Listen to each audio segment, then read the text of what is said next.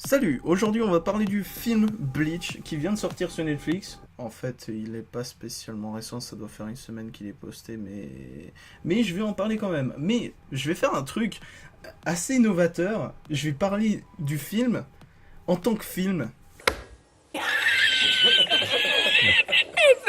Et pas en tant qu'adaptation. Parce que oui, avant tout c'est un film, et là, j'ai envie d'engueuler les gens qui disent ouais, c'est une mauvaise adaptation. En fait, j'ai pas regardé de critique du film Bleach. Mais en gros, ce que je veux dire par là, c'est que ce film est à juger en tant que film, comme tous les films. Peut-être que c'est une très mauvaise adaptation, pour le coup j'ai lu que le premier tome de Bleach, mais c'est peut-être un bon film, d'où mon titre, à la limite du putaclic. Bref, on lance la critique maintenant.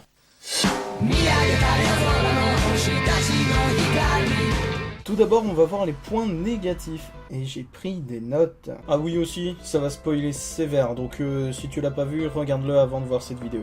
Premier truc, c'est quoi cette Rukia? C'est-à-dire qu'elle ressemble pas vraiment à celle du manga? Bon, là je tire un peu sur l'ambulance, mais elle ressemble pas à celle du manga. Mais bon, ça tire plus de l'adaptation, donc c'est pas grave, puisque je suis là en train de juger ce film en tant que film. Et déjà, je me répète au bout d'une minute, c'est un peu chiant, oui? Aussi, je suis presque sûr qu'un japonais roux, ça n'existe pas, ou alors c'est pas naturel. Et puis, bah, ça fait très perruque en fait les cheveux d'Ichigo. Vraiment, ça se voit. Un autre truc, certains persos ont des mimiques trop manga, c'est-à-dire accentuation de phrases, le teint un peu obscur et sombre.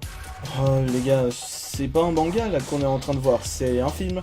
Faut rester logique. À un moment, Rukia part pour je ne sais plus trop quoi, en fait j'ai oublié de prendre des notes à ce moment-là. Elle part. Mais pourquoi en fait il n'y a pas eu setup?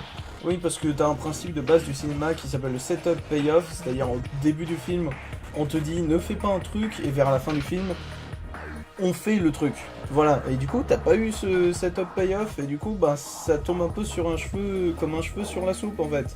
Donc c'est extrêmement con.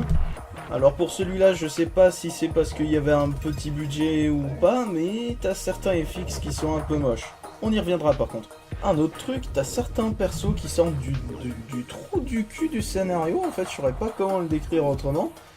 Ils pop de nulle part, et c'est un peu dommage, vraiment. Surtout pour un perso dont on va revenir encore. Passé la deuxième moitié du film, Rukia devient inutile. Vraiment, elle ne sert plus à rien. C'est très dommage. Bon, ceci dit, c'est peut-être comme dans le manga, mais en tant que personnage de film, elle devient vraiment inutile et c'est dommage, vraiment dommage. Ichigo est invincible. C'est simple, à la fin, il se prend un coup d'épée dans le bide, un coup d'épée dans la gueule et un coup d'épée dans la gorge. Et il est pas mort. Mais non, attends, c'est un héros de manga et tout. Ouais, du coup, t'as plus aucun intérêt quand tu vois un truc comme ça, tu sais qu'il va gagner. Et c'est dommage parce que du coup, bah, ça enlève un peu les enjeux. Du coup, on se fait chier. Ça, c'est vraiment dommage, mais vraiment beaucoup. Un des acteurs est en surjeu total. C'est le pote d'Ichigo qui fait des blagues, enfin, vous voyez déjà le stéréotype. Et ben, il gueule souvent et il me saoule, en fait. Mais, on le voit pas longtemps, donc ça passe. Le seul Quincy dans le film est très dispensable, en fait. Il va faire 2-3 apparitions, et c'est tout.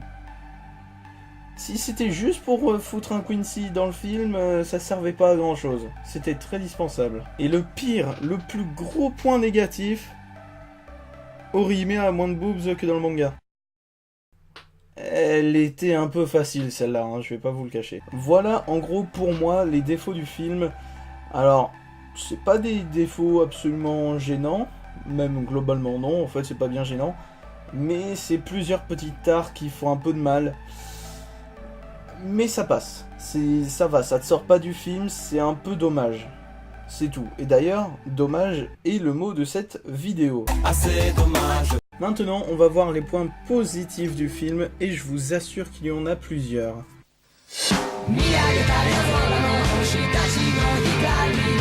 J'ai trouvé l'esthétique du film très propre, tu avais certains plans qui étaient vraiment stylés, et du coup, c'est quand même un sacré plus. Peut-être que le film n'était pas terrible en soi, mais clairement, c'est très très beau. Quand je parlais des effets spéciaux tout à l'heure, les holos sont très bien faits. Alors, bon, tu comprends que c'est de la 3D, en même temps, va faire ça en animatronics. Très clairement, ils sont très bien faits et ils font limite peur par moment. Et du coup, les holos sont très bien faits et en même temps c'était le truc à pas rater. Et ils sont bien faits. Bien joué. L'intro du film, c'est celle du manga. Alors, c'est bien pour l'adaptation, mais c'est sympa, ça entre d'un coup dans le film et ça rend bien. Bon, c'est un peu poussif et tu te rends bien compte que, bah, ils ont voulu reprendre exactement la même scène d'intro. Mais honnêtement, ça passe plutôt bien. C'est pas nanardesque, ça passe. C'est bien comme scène d'intro. Les chorégraphies de baston sont très impressionnantes. Par moments, j'étais vraiment plongé. J'avais l'impression de voir, vous savez, l'épisode 3 de Star Wars. Vraiment, c'était très artistique. C'est quand même vachement bien foutu. Pour une petite production de ce genre, c'est quand même pas dégueulasse. Hein. Au début du film, la mère d'Ichigo meurt, a priori tuée par un holo ou on sait pas trop. Mais bref. Et du coup, tu as cette espèce d'omniprésence de la mort de la mère d'Ichigo et ça fait flipper. Et par moments, tu as des petits à-coups comme ça d'un coup et c'est très très bien. Tu as l'omniprésence comme ça et ça rajoute un petit truc au film assez sympathique. Je me rends compte que j'ai pas mis beaucoup de points positifs, mais c'est des très bons points positifs en fait. Et dernier gros point positif, la deuxième moitié du film est vraiment bonne. On s'amuse là-dedans, en fait, vu comme il y a beaucoup de baston, c'est surtout de la baston en fait, la deuxième partie, mais on s'amuse, c'est bien chorégraphié, c'est... Non, franchement, la deuxième moitié est très sympa. Par contre, la première est peut-être un peu lente. Mais comme je vous le dis, la deuxième moitié, vous vous éclatez. En bref, si je devais résumer cette critique, bah le film Bleach est plutôt pas dégueulasse. Bon, c'est vraiment pas non plus un film extraordinaire, mais on s'amuse bien. C'est genre assez sympathique. C'est le genre de film qu'on va voir sans trop se prendre la tête et tout, mais on s'amuse quoi. Force est de constater que c'est pas si dégueulasse que ça. Alors, du coup, je reviens au début de cette vidéo.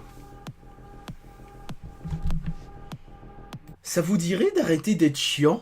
Non, parce que je dis ça, je sais pas, hein, mais vous avez pas l'impression que c'est un film avant d'être une adaptation ?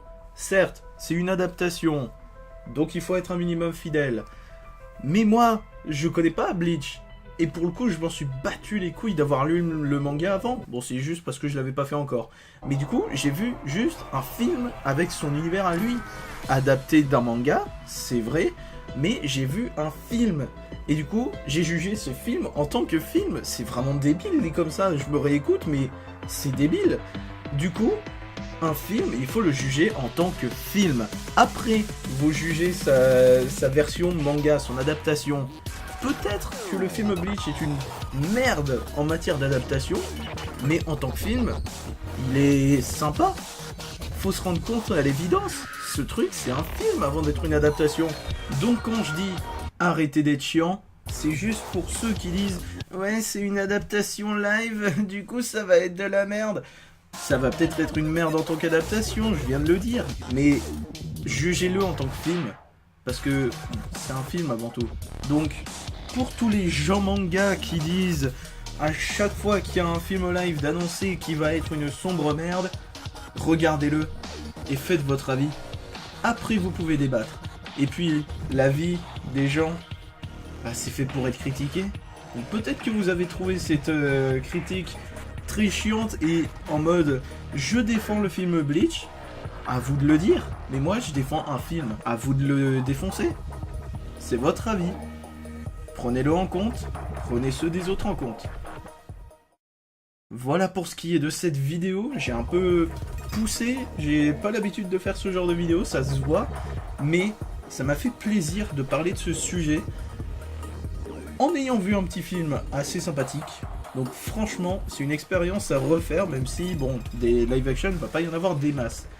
Mais bon, je referai ce genre de vidéo, ou du moins critique de film en tout cas, parce que ça m'a fait kiffer. Donc voilà, j'espère que cette vidéo vous aura plu. N'hésitez pas à lâcher le petit pouce en l'air, ça fait toujours plaisir.